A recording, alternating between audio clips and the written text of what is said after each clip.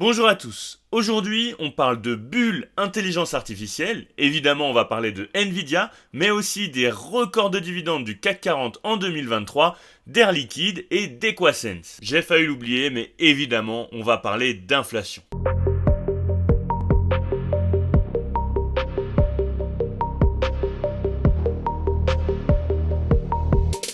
Effectivement, la news qu'on pouvait pas rater, c'est que l'inflation elle a augmenté de 3,2% aux États-Unis et c'est plus que ce qui était attendu. Alors en ce moment, effectivement, quand l'inflation elle est plus basse que prévu, on dit acheter des actions parce que la Fed elle va baisser les taux. Quand l'inflation elle est égale à ce qui était prévu, on dit acheter des actions parce qu'on prévoit un soft landing, un atterrissage en douceur. Et quand l'inflation elle est plus élevé que prévu, on dit acheter des actions parce qu'il y a l'IA qui arrive et elle va changer le monde. Faut quand même prendre en compte que si ces PI ratios ils sont en train d'augmenter, on n'est pas du tout encore au niveau de la bulle internet, mais petit à petit on continue de monter sans grandes interruptions et on pourrait atteindre des niveaux quand même assez élevés globalement. Et notre premier sujet, c'est les records de dividendes et de profits des sociétés du CAC 40. En tant qu'investisseur, on est forcément heureux de tout ça. On a vu beaucoup d'entreprises qui ont augmenté leurs dividendes. Si on regarde un petit peu en termes d'historique, vous voyez que on a connu effectivement un point bas en termes de dividendes en 2020, avec le Covid, on a eu du mal à remonter en 2021, et là, depuis 2022-2023, on atteint record sur record. Donc c'est très positif pour nous. Si on regarde aussi un petit peu en termes de résultats nets, c'est encore plus positif. On voit que les entreprises ont quand même été prudentes en 2021 sur leurs dividendes. Par contre, en termes de résultats nets, on a quand même une belle croissance. On a connu juste une baisse en 2020 avec le Covid, mais comme d'habitude, le Covid c'est un événement exceptionnel que je ne prends pas forcément en compte. Donc ça reste quand même très positif pour le CAC 40 et nos PEA ne s'en portent que mieux. Un autre moyen de récompenser les investisseurs, c'est le rachat d'actions et on est aussi sur un gros record en 2023 comme vous pouvez le voir ici. En top 5 des profits pour 2023, on a Total Energy, vous savez que je suis actionnaire sur le dossier. On a aussi Stellantis, ce qui explique aussi la hausse qu'on a connue récemment. LVMH, qui a été malmené en bourse ces derniers temps et qui là reprend de la vigueur. On a aussi du BNP et AXA, LVMH et AXA sur lesquels on est aussi investisseur, vous le savez. Si on fait un petit tour sur le Patreon, pour ceux que ça intéresse, vous trouverez le lien en description, sachant qu'en ce moment, il y a une offre, 8 € par mois au lieu de 19 €. Si vous prenez l'offre à 8 €, c'est à vie, vous aurez 8 € par mois à vie, sachant qu'il n'y a pas d'engagement, donc vous pouvez résilier quand vous voulez. Donc sur Patreon, on a eu une grosse discussion sur Equasense, notamment avec Nico et Alexis, et Nico qui nous disait que Equasense, c'est sous-évalué effectivement, mais c'est quand même sur une tendance baissière de plus ou moins long terme. Pourquoi est-ce qu'elle continuerait pas de descendre malgré l'analyse qu'on en a fait et malgré le fait qu'elle soit sous-évaluée ?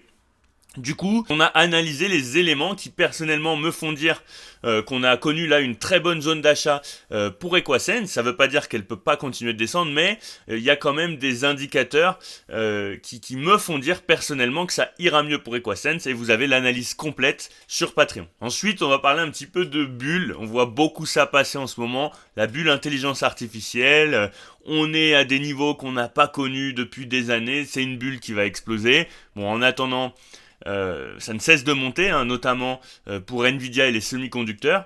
Mais globalement, c'est quand même, pour ma part, mon analyse, c'est qu'on a quand même une poignée d'actions qui drive ce marché, mais que globalement, comme vous pouvez le voir ici avec ce tweet d'investisseurs éclairés, on n'est pas sur des niveaux qui sont les mêmes que ceux qu'on a connus avec la bulle Internet de 2000, comme vous le voyez. À l'heure actuelle, globalement, on est sur un marché qui est 2 fois moins cher que ce qu'on a connu avec la bulle Internet, en prenant en compte évidemment les résultats qui ont augmenté depuis les années 2000. Et globalement, ce qu'il faut vraiment prendre en compte, c'est que c'est une poignée d'actions, avec notamment Nvidia, ASML, etc., qui drive cette hausse. Et là, on parle de bulle, mais cette bulle, pour moi, elle est quand même concentrée sur une poignée d'actions. Alors Nvidia, j'ai aucune idée de quand ça pourrait dégonfler, on va aller regarder ça un petit peu. Vous voyez qu'on a quand même, il y a 2-3 jours, là, on a quand même connu un petit ralentissement de la hausse. Il y a eu une news pas forcément très positif, mais vous voyez que là on est déjà en train de commencer à rebondir, donc ça pourrait très bien aller chercher encore plus haut. Après, on arrive à maintenir un niveau de RSI, un niveau de surachat qui est très important, mais vous voyez qu'on arrive à le maintenir. Là, c'est la zone en vert, et là, on est déjà de retour. Hein.